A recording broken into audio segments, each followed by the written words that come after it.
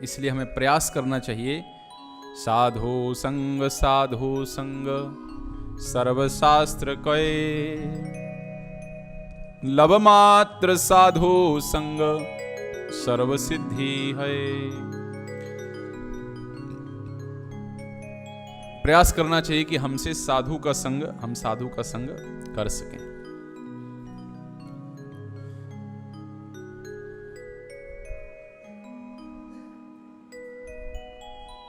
तो किसी को लगेगा साधु संग तो कर लेंगे, लेकिन क्या जो उपाय सुखदेव गोस्वामी बता रहे हैं यही सबसे श्रेष्ठ उपाय है? यही सबसे श्रेष्ठ उपाय है? सुखदेव गोस्वामी कहते हैं कि ये जो हमने मार्ग आपको बताया है ना, सबसे सुशील, सबसे श्रेष्ठ गुणों से युक्त जो भगवान के शुद्ध भक्त हैं वो इस मार्ग का पालन करते हैं। कई बार लोग कहते हैं ना, अरे ये हरे कृष्णा वाले नाचते रहते हैं, गाते रहते हैं, मंत्रों का उच्चारण तक नहीं आता है। कृष्ण का प्रणाम करने कहते हैं तो मंत्र संस्कृत का आधा अधूरा बोलते हैं, कोई इनको नहीं आता है।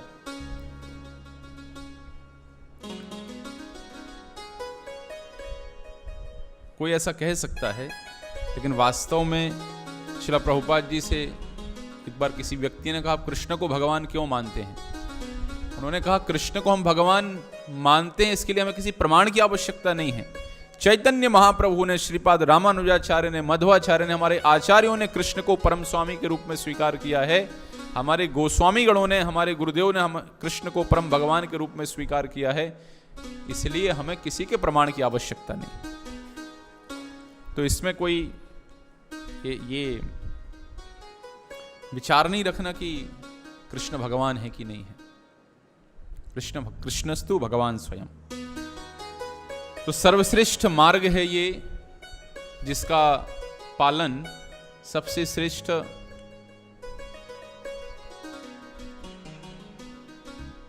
भक्तों के द्वारा, भगवान के शुद्ध भक्तों के द्वारा किया जाता है।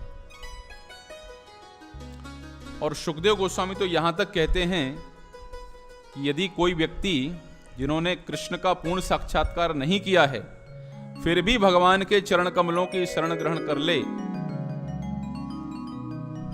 अभी पूरे तरीके से आत्म साक्षात्कारी पुरुष नहीं हुआ है, अभी भी कुछ इच्छाएं इस संसार में बनी हुई हैं, लेकिन उसका एक स्वभाव है कि कृष्ण को शरणागत है, अनन्य, कृष्ण के अलावा और कोई दूसरा नहीं। भगवान के गुणों के प्रति, भगवान के नाम के प्रति रस नहीं हुआ, लेकिन आकर्षण हो गया है।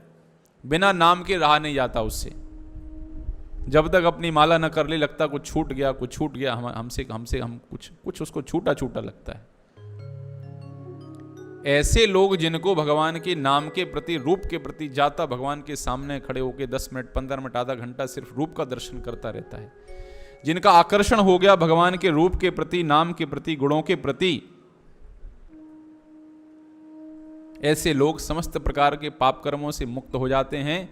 और उससे श्रेष्ठ तो ऐसे लोगों के प्रति, ऐसे शरणागत भक्तों के प्रति, आप पाप कोई व्यक्ति करेगा तो मरेगा तो कौन आएगा लेने के लिए? यमदूत, और ले जाएंगे पितरलोक में और वहां फिर पिटाई पड़ेगी उसको।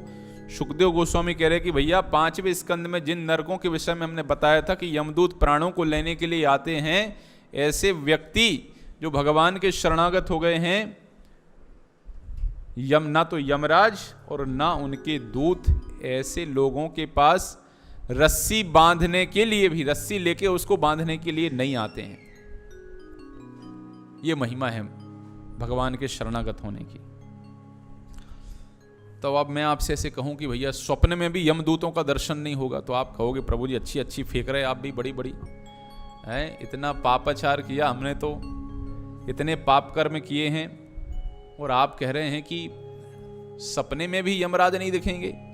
हमारे पाप कर्मों का हिसाब किताब तो ऐसा है नहीं। कहते हैं जिस दिन व्यक्ति ये विचार कर लेता कि हमें भगवान की भक्ति करना है, उसी दिन यमराज आदेश देते हैं चित्रगुप्त को, इसका अकाउंट डिलीट करो, इसका अकाउंट डिलीट करो, इसका नया अकाउंट चलेगा। तो कोई कहे यदि उसने सिर्फ ये संकल्प किया कि भक्ति करेंगे, अगले दिन से भक्ति नहीं करे, तो एक भक्त कह रहे थे रिसाइकल बिन में डला रहता है, उसके बाद वापस आ सकता है। कहने का तात्पर्य ये है कि भक्ति इतनी बलवान है।